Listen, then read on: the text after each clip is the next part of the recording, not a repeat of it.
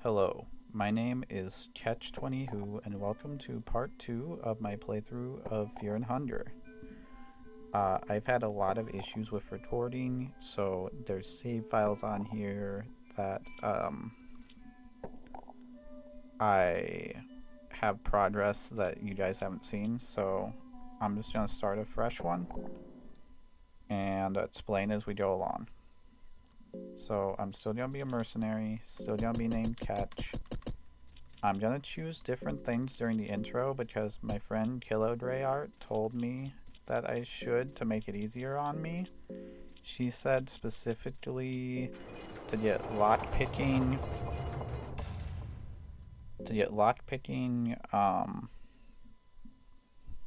escape plan, and dash. So I'm gonna do that really quick and explain why those are gonna be useful. So getting lockpicking allows us to open doors and chests early in the game without having keys for them. Escape plan lets us run from enemies like 99% of the time with like being successful. And dash allows us to run outside of battles. So they're all pretty useful. Additionally, she told me what to do to battle better. So I will be doing battles and will be winning battles in this episode. I have a whole plan for what I want to do with this one. I want to show you guys how she taught me to battle. Show you guys how I can get a second character on the team. And show you guys how to make sure you can save without risking a coin flip ending your whole game. Because like it won't end your game, but it'll put you in such a position that continuing will be more difficult. So we're gonna make it where even if you lose a coin flip, it won't necessarily be bad. And yeah, I just use lockpicking there to get us some extra items, which is why lockpicking is great. So let's go ahead and equip what we got so far. Just the leather helmet. And let's see what we can do. So here's an enemy, and I'll teach you what they told me. So you have to attack specific body parts in a specific order. So you always start with the cleaver, and then you run. And you might be wondering, well, why run? They have a coin flip attack that if it hits, you just instantly die, pretty much. By attacking and running, you start the battle over again, and you always have the initiative of first strike. So you can hit, remove a body part, and run. Then, go back and initiate the next step. Attack again, and run. And so on until you've completely finished off the enemy.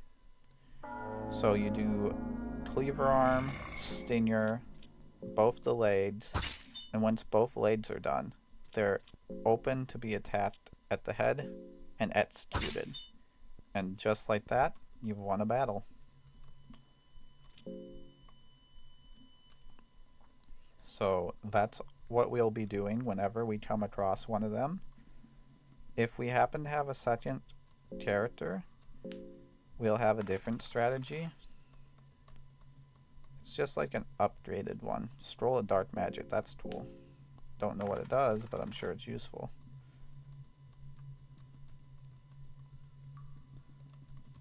So we're gonna try to get a little girl. There should be one somewhere.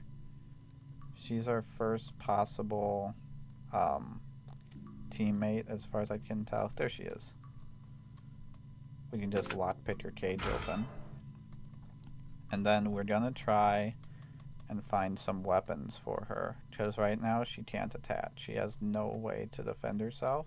Oh, a bear trap. That'll be useful later too.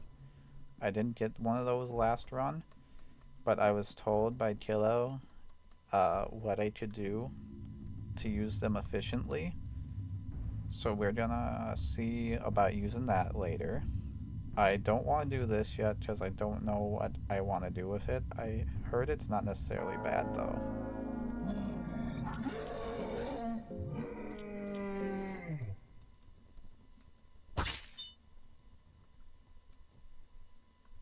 So we're just gonna do the hit and run technique again and again on these guys. Oh.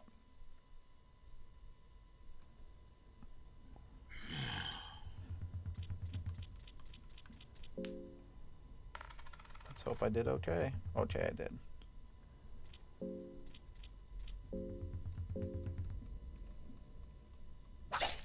Oh, we missed. Dang. Okay, guys, we just got really lucky there. Even if it didn't seem like it, because they could have hit us and killed us right then and there.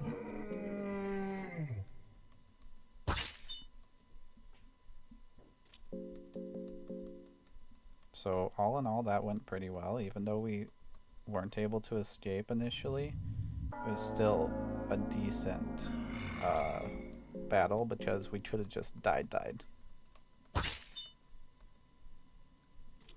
Also, I want to point out that I noticed that we don't actually level up. So battling has no use for that sort of thing, no experience points. But what it does allow us to do, I'll explain later, which is essentially be able to sleep in beds without the chance of being killed.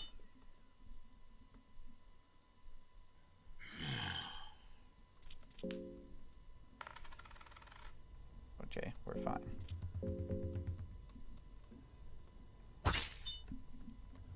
We've had it very lucky so far this game, guys. We could have died twice already,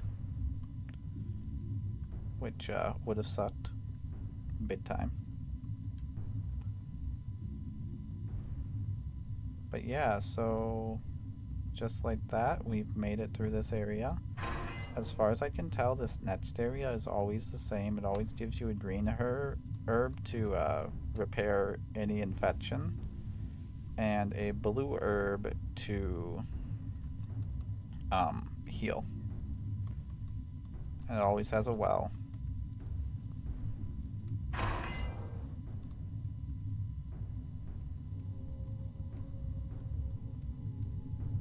And that's where I've died before, so we're not going down there.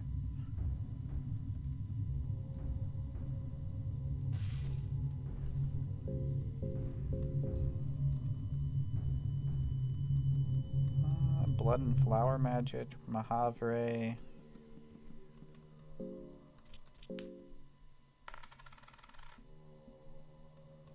I feel like the coin is semi-rigged. Like, if you're doing really, really well, it has a less chance of hitting heads than 50-50. I could be wrong, but that's just the way I feel about it.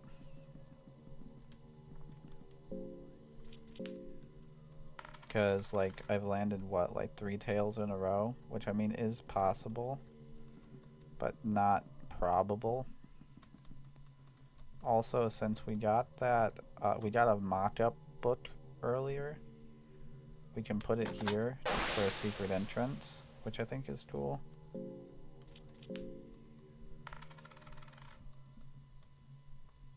We've got lots of good books, and this here is going to be a really useful section because it lets us meet this guy, hold it, and lets us get a weapon for her. I see. Seems like you still retain your sanity. In a way, it's reassuring to see that I'm not completely alone here. Tell me, are you evil? No. Only time will tell.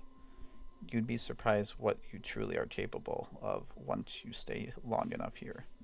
But your presence here just means these dungeons will claim one more victim, and the evil residing here will grow that much stronger. If I were you, I'd try to escape these ancient walls by any means necessary. For your sake, I hope our paths don't cross again here. But we can get a little dagger over here for her, and then she'll be able to attack.